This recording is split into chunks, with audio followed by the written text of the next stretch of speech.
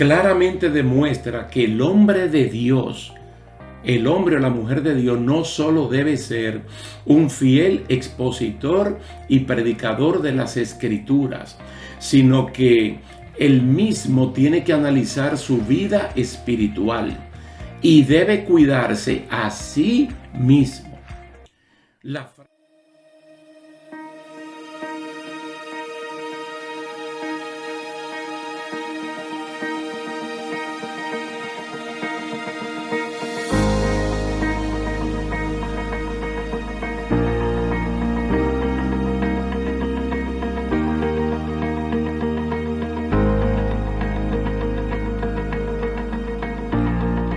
Dios le bendiga, mis queridos hermanos. Es un placer estar de nuevo con ustedes en esta serie de estudios bíblicos, la Iglesia del Nuevo Testamento.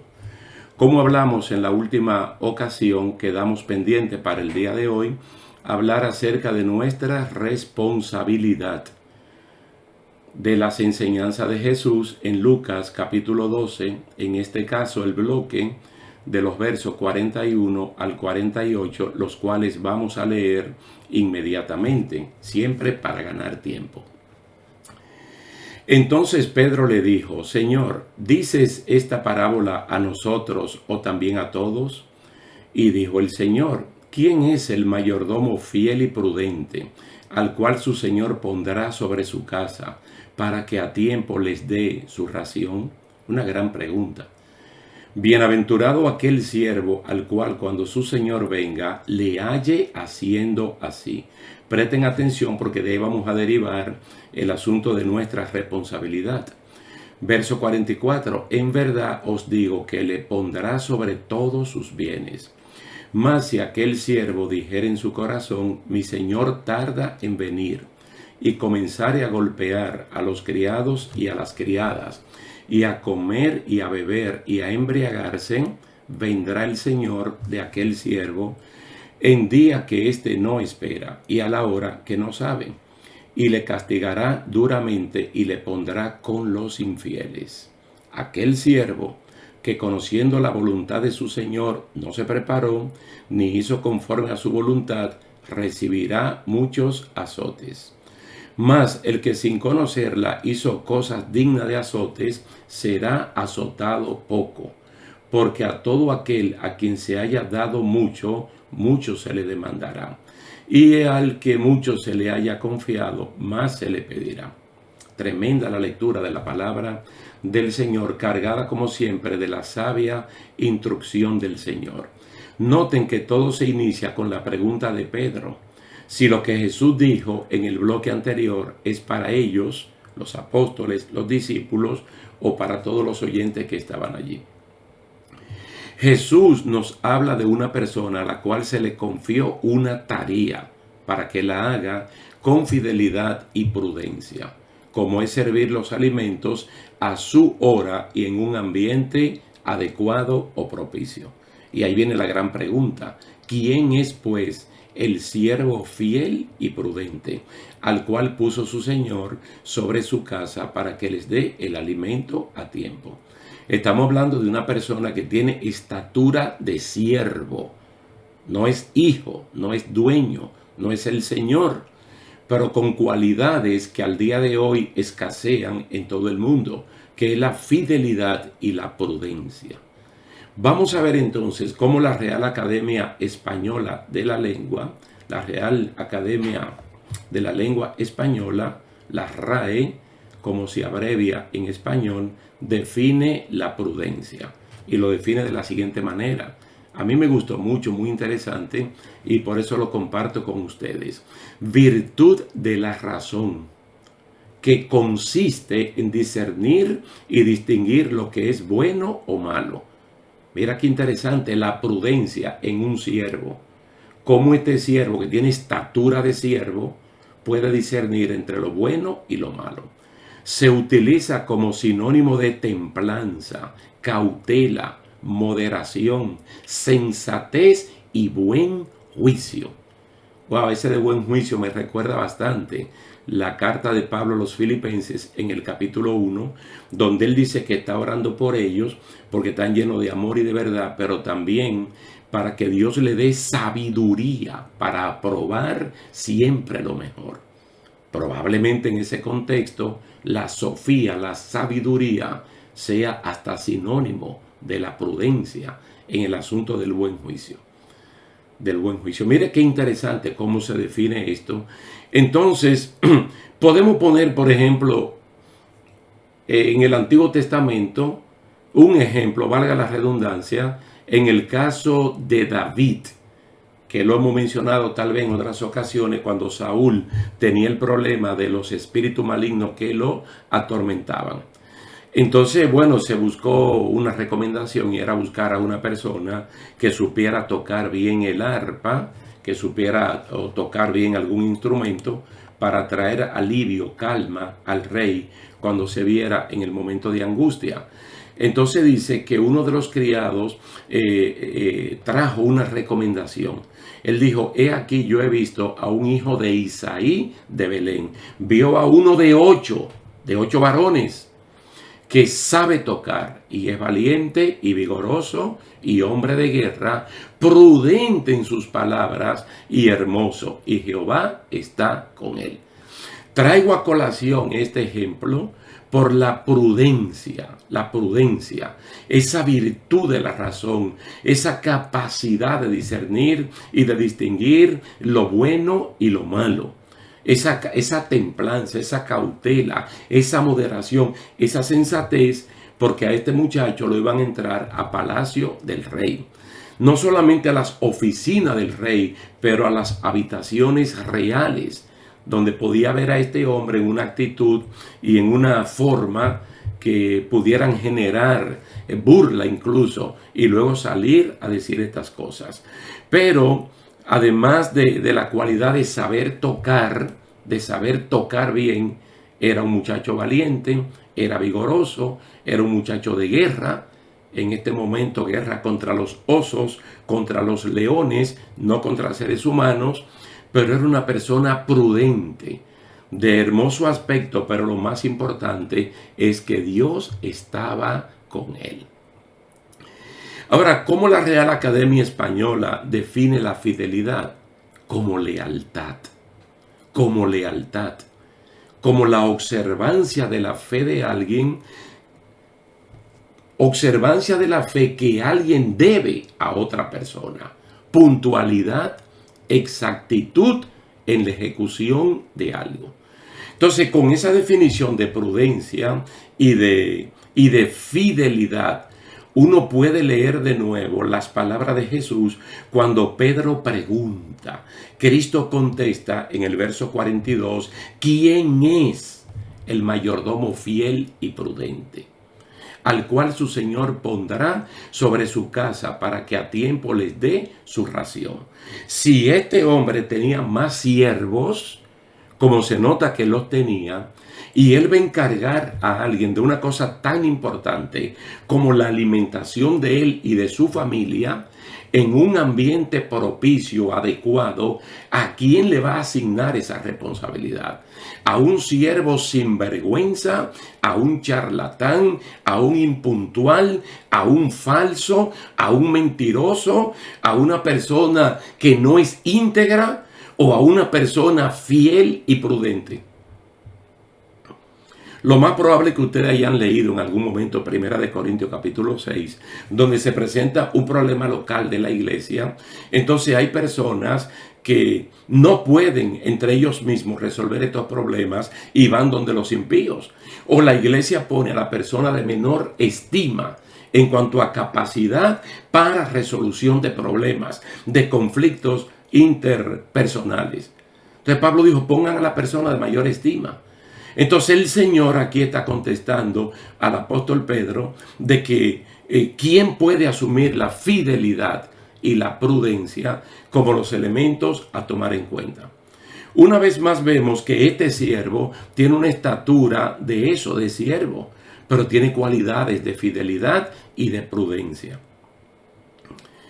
Cuando uno cree que el Señor se tarda en venir, o en responder a una petición, se puede despreocupar a menos que sea fiel y que sea prudente. Porque vamos a ver el caso ahí mismo de personas que su responsabilidad no la asumen porque ellos entienden, número uno, que Cristo no viene por ahora. Y número dos, que Dios no responde. Y que si responde, responde tardío. Entonces, como Dios actúa de esa manera, vamos nosotros a despreocuparnos de la responsabilidad que nos han asignado.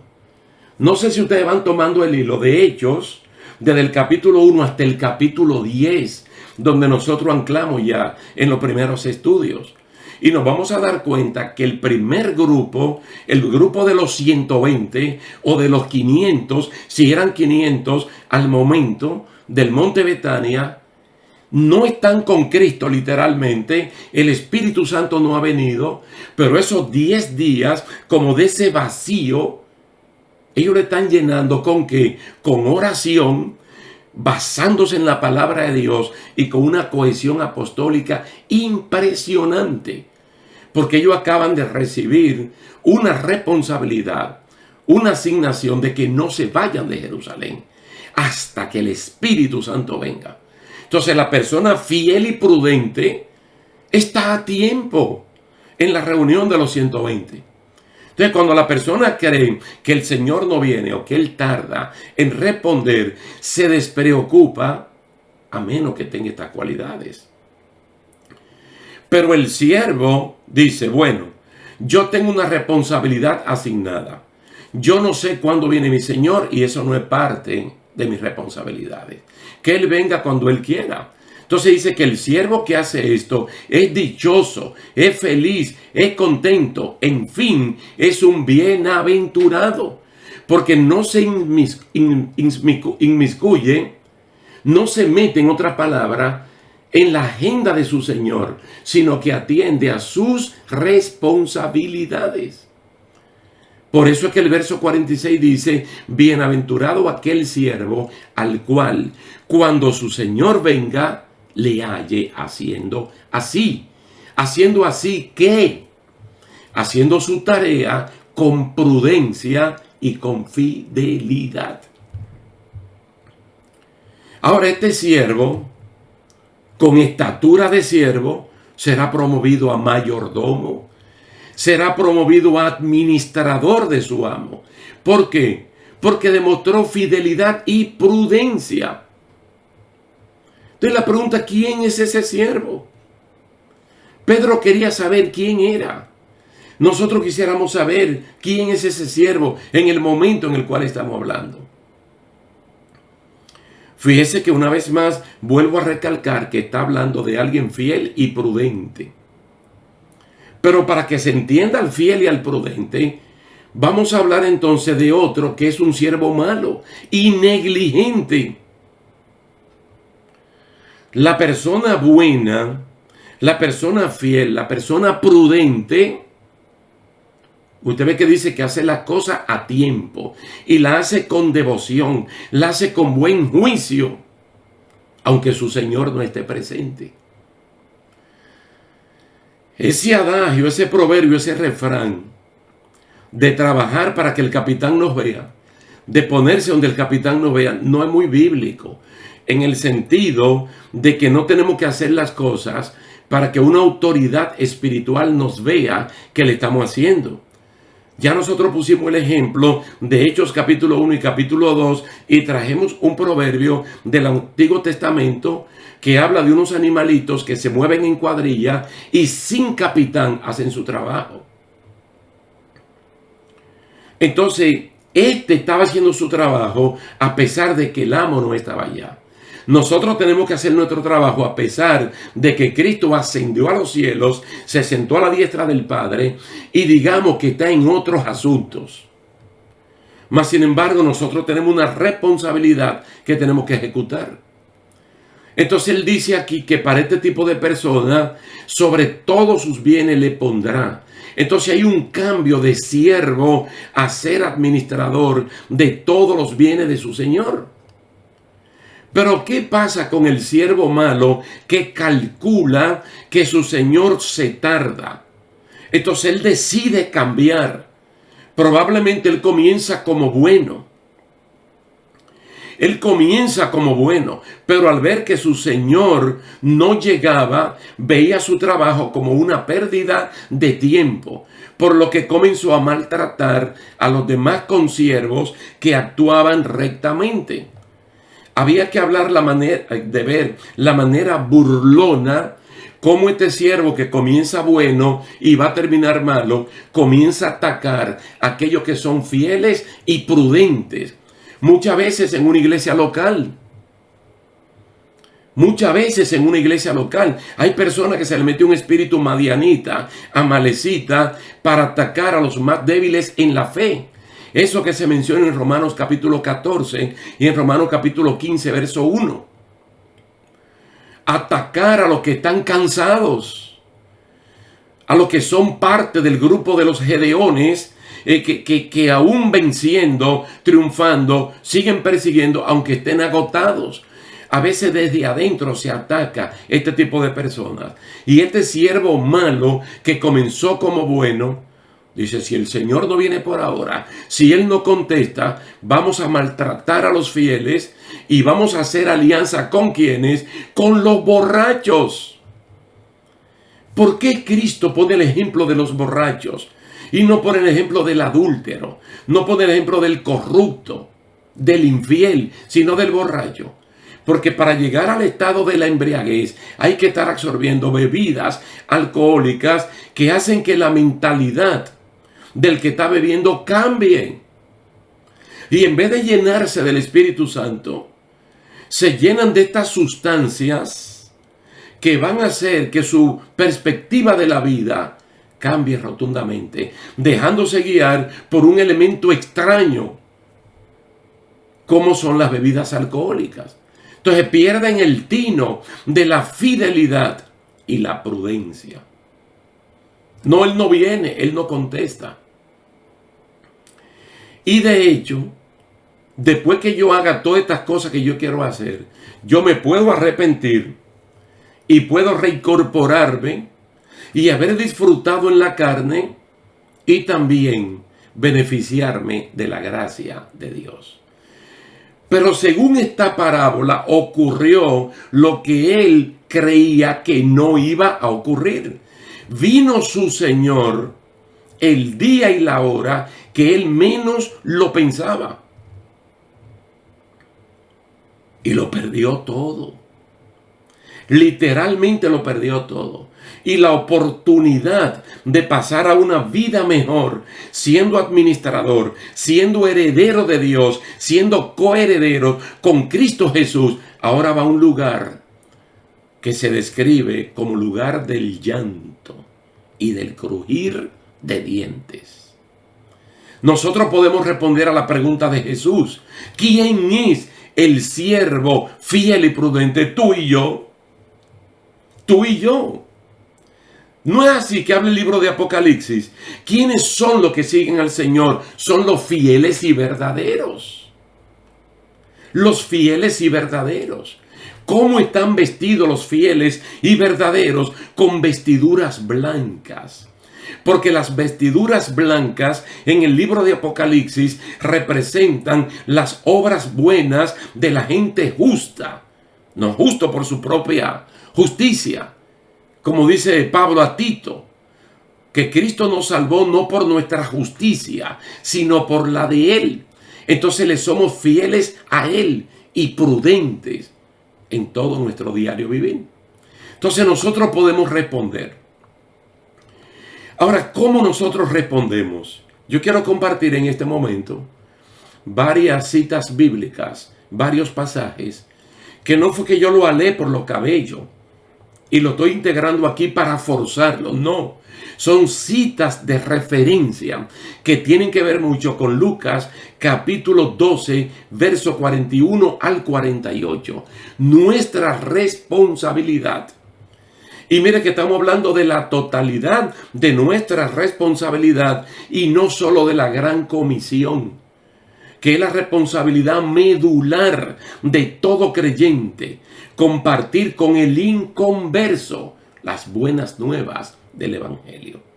Por ejemplo, Mateo 25:13 ¿Qué nos dice? Velad, velad pues, porque no sabéis el día ni la hora en que el Hijo del Hombre ha de venir. Aquí nosotros podemos separar las responsabilidades de Cristo, las responsabilidades del Padre, de mis responsabilidades, las que Él me asignó como individuo y como iglesia local, y cumplir con lo mío y no estarme metiendo en los de Dios, como dice Hechos capítulo 1. A ustedes no les toca averiguar eso. A ustedes lo que les toca es ser empoderados con el Espíritu Santo y hacer su trabajo. Primera Corintios capítulo 16, verso 13. Velad, estad firmes en la fe, portaos varonilmente y esforzaos. Todas vuestras cosas sean hechas con amor, con esas cualidades de ese siervo fiel y prudente. Me gusta esa palabra, estar firme, porque son las mismas palabras que utiliza Habacuc. Después que él le ora a Dios, él dice, yo estaré firme, estaré en la guardia, esperando lo que se ha de contestar a mis quejas. En este caso, velar en lo que Dios nos ha asignado. ¿Estamos haciendo lo que Dios nos dijo que hiciéramos? ¿Estamos cumpliendo con nuestra responsabilidad completa? Mira lo que dice Primera de Pedro, capítulo 4, verso 7. Mas el fin de todas las cosas está cerca. Mas el fin de todas las cosas se acerca. Sed pues sobrios y velad en oración. Gracias, Señor, por darnos este consejo a través del apóstol Pedro. Alguien nos está diciendo algo que nosotros no sabíamos. Alguien está viendo que nuestro Señor está maranata, está viniendo. Mientras nosotros estamos ocupados en nuestra tarea y nos dice, ánimo, porque el tiempo está cerca. Sé sobrio, no te emborraches, no te contamines con el mundo en lo que va cumpliendo tu tarea, tu misión. Primera Corintios, capítulo 15, verso 34. Velad debidamente y no pequéis, porque algunos no conocen a Dios. Y Pablo dice, para vergüenza de ustedes, los corintios, se lo digo. Wow, eso da pena. Que en nuestras iglesias locales, la iglesia de Dios en el Ensanche Libertad, o la iglesia La Senda en Tierra Alta, la iglesia de Woodbridge, la iglesia Emmanuel en Toronto, Dios nos diga una cosa así. Que hayan cristianos que no conozcan a Dios después que Dios los salvó y le asignó una responsabilidad de tanta honra, que en esos primeros 10 capítulos del libro de los Hechos hemos visto a los creyentes de la iglesia del Nuevo Testamento cumpliendo a cabalidad. Pero mire, una vez más, el apóstol Pedro nos da un sano consejo. Ahora en Primera de Pedro 5, 8.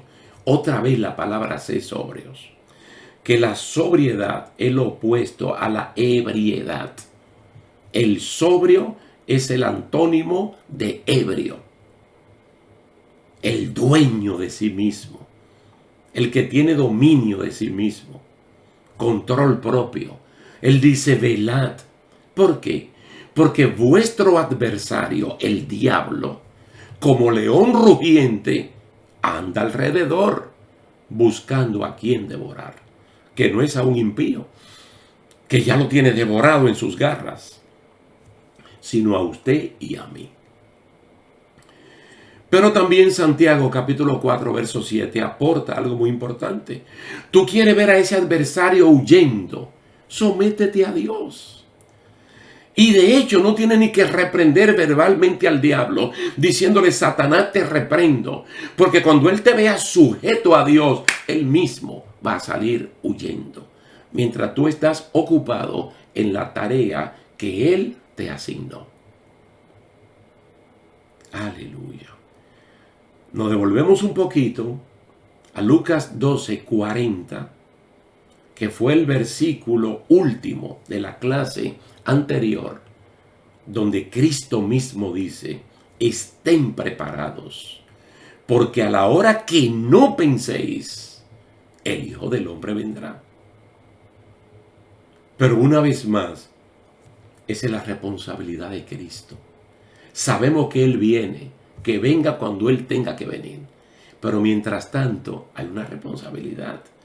Que Apocalipsis capítulo 3, verso 3, tiene un recordatorio para nosotros, para usted y para mí, para nuestras iglesias locales.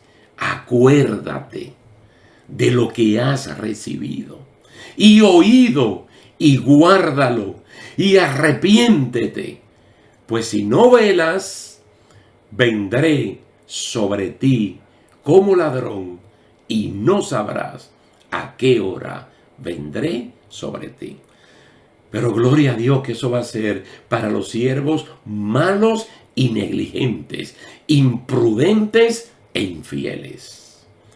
Pero el siervo fiel y prudente, a la hora que el Señor venga, él va a estar listo para servir los alimentos. Y en un estado apropiado. Alabado sea el nombre del Señor. Vamos a detenernos aquí por el día de hoy. Y en la próxima oportunidad vamos a ver a Lucas 12, 49 al 53. Jesús, causa de división. Que esto se nota de manera palpable en el libro de los Hechos. Bendito sea el Señor. Así es que por hoy le damos gracias al Señor, y yo personalmente le doy las gracias a ustedes por su atención dispensada, y espero que podamos vernos en una próxima ocasión. Dios le bendiga y Dios les guarde.